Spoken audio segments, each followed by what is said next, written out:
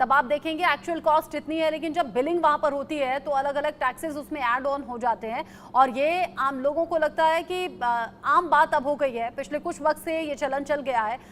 सागर सिन्हा, जिस तरह की स्थिति अभी लोगों के सामने है, चूंकि अभी किसानों का जिक्र वैभव जैन ने किया, किसान जिनकी आय दोगुनी करने का यहाँ सीधा सीधा सा उद्देश्य भी मोदी सरकार का नजर आया, दावा भी किया, नतीजा ये हुआ कि दोगुनी तो नहीं हुई आय, किसानों की खुदकुशी तक नहीं रुकी, 3 कृषि कानून किसानों की नाराजगी की वजह बन गए, लंबा आंदोलन चला, 700 से ज्यादा किसानों की जान चली गई।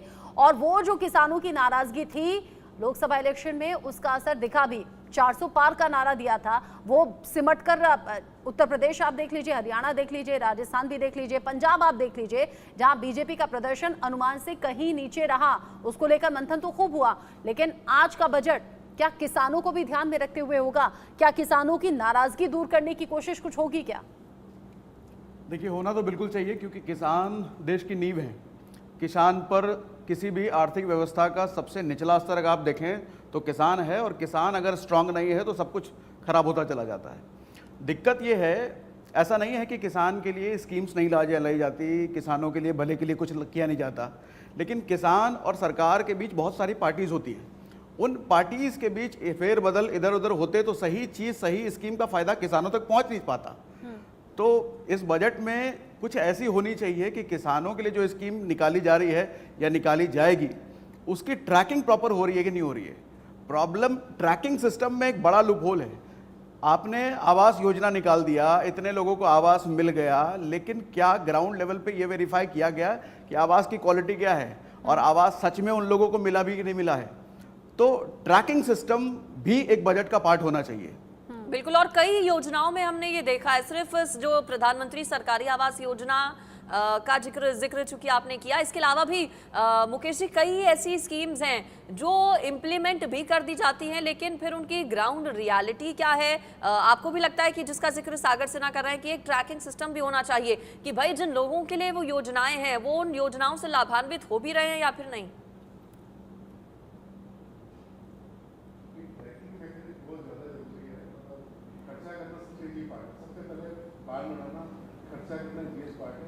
बट वो उसका बेनिफिट जिन लोगों के इंटेंडेड है उन लोगों के पास पहुंच रहा है नहीं पहुंच रहा है वो। मुकेश जी आपके ऑडियो में थोड़ी प्रॉब्लम आ रही है, इसे ठीक कराने की कोशिश करते हैं। यही सवाल मनीष जी, क्योंकि योजनाएं तो लागू हो जाती हैं, सरकार की तरफ से योजनाएं चलाई जाती हैं, लेकिन वो गांव में, देहात में, अलग अलग गलियों तक वो योजनाएं सही तरीके से पहुंची हैं या नहीं, उनमें धांधली तो नहीं हो रही है, ये बात भी तो सरकार की तरफ से ही सुनिश्चित की जाएगी। जैसे कि आप बहुत सी तस्वीरें देखते होंगे, सड़क बना दी गई है, लेकिन वो सड़क जो कि हाथों से उखड़ जाती है महज छोटे से एफर्ट से। देखिए, सागर सिन्हा साहब की मैं इस बात से बिल्कुल भी सहमत नहीं हूं। जब से आधार कार्ड का बहुत व्यापक स्तर पर इस्तेमाल मोदी सरकार ने किया है, इस तरह की शिकायत ना तो प्रधानमंत्री आवास योजना में आई, ना प्रधानमंत्री कौशल विकास योजना में आई, ना उज्ज्वला योजना में आई, या नल से जल में आई। बात यह है कि आधार कार्ड है और लिंक्ड है तो बेईमानी संभव नहीं है। अब अगर क्वालिटी की बात है तो क्वालिटी की बात का सीधा सीधा रिलेशन सरकारी कर्मचारियों के द्वारा किया जाने वाला करप्शन से है, जिसको आज तक कोई सरकार रोकने में सक्षम नहीं है। तो जहां अगर कोई इंडिविजुअल लेवल पर या ऑर्गेनाइज लेवल पर करप्शन हो रहा है, उसको सरकार नहीं रोक सकती। देखिए, मोदी सरकार ने आते ही सबसे पहले सरकारी करप्शन पर रोक लगाने की कोशिश की और वो असफल रहे। उन्होंने समझ लिया अगर देश को विकास करना है तो सरकारी कर्मचारी जो दिमाग हटाना पड़ेगा। खैर, मैं वापस आता हूं। मैं समझता हूं एग्जीक्यूशन में और राइट लोगों तक राइट चीज पहुंच रही है, इसमें कोई गैप नहीं दिख रहा है अभी। बात यह है उनको इसकी जरूरत है कि नहीं है, यह जरूरत है या इससे बेहतर कोई और जरूरत है, वो सोचना पड़ेगा। देखिए, आज हम तीसरी महाशक्ति बनने जा रहे हैं जीडीपी के हिसाब से, लेकिन गरीब आदमी के हाथ में क्या? अगर गरीब आदमी को कोई 1000 रुपए का बेनिफिट ऐलान करता है, जैसे सुनीता केजरीवाल जी ने हरियाणा में किया, और अगर उनको वोट मिल जाएंगे, इसका मतलब यह है कि हमारे देश में अभी गरीबी व्यापक तौर पे है। इसके लिए कुछ ना कुछ सोचना पड़ेगा। किसानों के लिए एमएसपी करनी ही पड़ेगी, गरीबों के लिए सोशल सिक्योरिटी सिस्टम लागू करना पड़ेगा।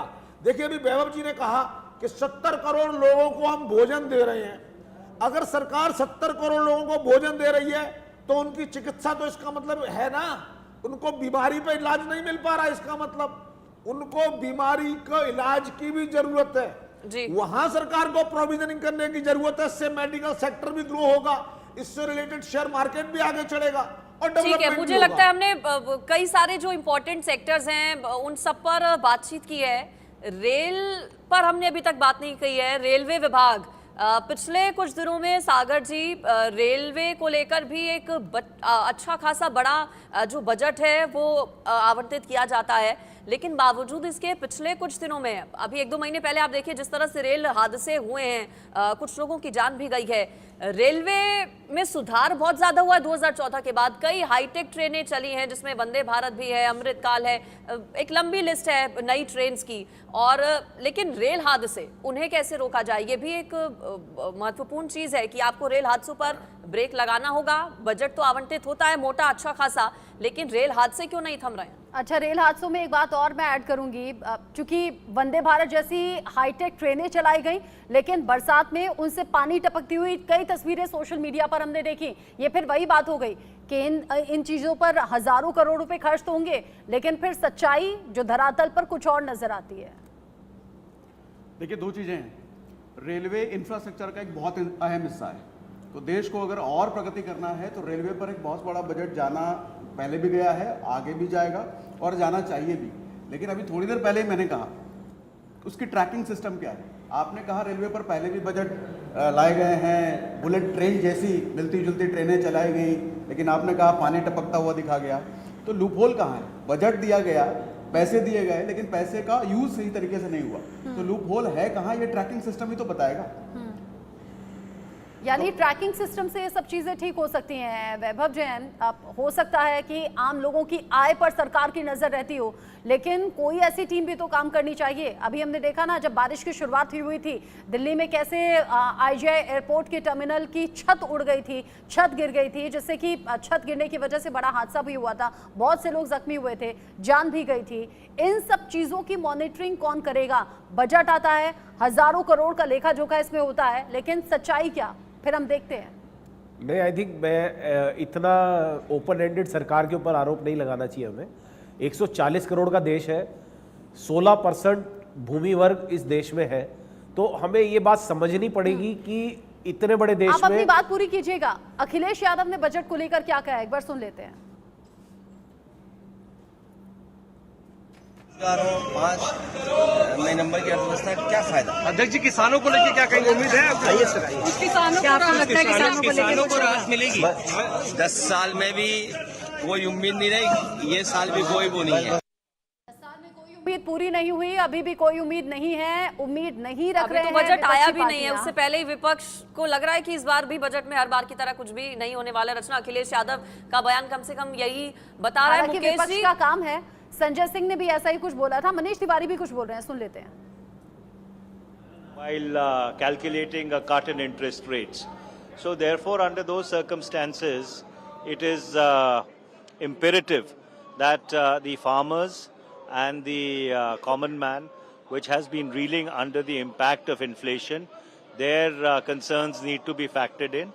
And obviously, in the farm sector, there's a lot of agrarian distress, as reflected by increased Manrega allocations over the years. So one does hope that these very critical elements will be taken care of by the finance minister when she presents the budget. महंगाई से राहत मिलेगी क्या? आम लोगों के लिए क्या होगा? किसानों के लिए क्या होगा? आप अपनी बात जल्दी से पूरी कर लीजिए वैभव जैन जी, क्योंकि रिएक्शन सब तेजी से सामने आ रहे हैं। नहीं, आई थिंक बहुत इंपॉर्टेंट है। और हमें रेलवे की आपने बात कही कि तो रेलवे में हमें देखना चाहिए कि आज से 2014 से पहले हम रेलवे स्टेशन जाते थे, हमें तरह तरह की बदबू आती थी, सफाई नहीं मिलती थी। सफाई में बहुत काम हुआ है, रेलवे स्टेशन की रीडेवलपमेंट में बहुत काम हुआ है, एस्केलेटर्स लगे हैं, लिफ्ट लगी है। शायद हमारी एक्सपेक्टेशन अभी और भी बहुत ज़्यादा है इस सरकार से, क्योंकि ये सरकार काम करने वाली सरकार है। इस सरकार ने आम लोगों को बेहतर बेनिफिट दिए हैं, इसमें कोई डाउट नहीं है, पर हमारी उम्मीद इनसे कहीं ज़्यादा है। और शायद कहीं ना कहीं हमें लग रहा है कि मोदी 3.0 है, तो पुराना हम ठीक है। राहुल गांधी भी पहुंच गए हैं, आपको रोक रही हूँ एक बार। राहुल गांधी भी पहुंच गए हैं संसद भवन। देखिए तस्वीरें राहुल गांधी की भी सामने आ रही हैं। नेता प्रतिपक्ष राहुल गांधी कल जब आगाज हुआ सत्र का, फिलहाल नरेंद्र मोदी को तस्वीरों में आप देख रहे हैं, पीएम मोदी भी पहुंच चुके हैं। राहुल गांधी जो कि नेता प्रतिपक्ष वो भी पहुंच चुके हैं और अब सिर्फ 15 मिनट शेष बचे हैं। सभी सांसद पहुंच चुके हैं संसद भवन। थोड़ी देर में बजट पेश किया जाएगा। वित्त मंत्री निर्मला सीतारमण की ओर से 7वीं बार निर्मला सीतारमण बजट पेश करने वाली हैं।